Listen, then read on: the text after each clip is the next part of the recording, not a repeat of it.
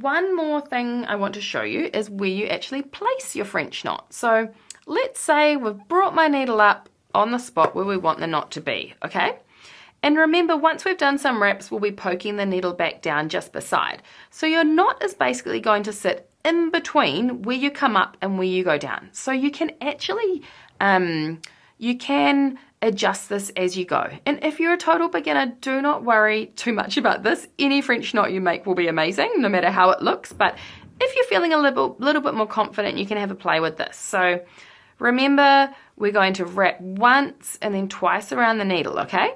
Now, if I poke my needle down there, remember we just poke it in a little bit, and then we can draw on some tension and we can see where those wraps are sitting. So that's where my French knot's going to be. But let's say, oh, that's too far to the left. I can actually take my needle out. I haven't committed yet. Let's go wrap again, 1, 2, and this time I'm going to poke my needle down on the other side. And so now, you can't probably tell too much, but now the knot is sitting to the right a bit. So you can kind of have a play with that with your placement, especially if you're like working along a line or you're creating an outline. And then I can make my knot where I want it to go. So that's just a little tip you might find helpful.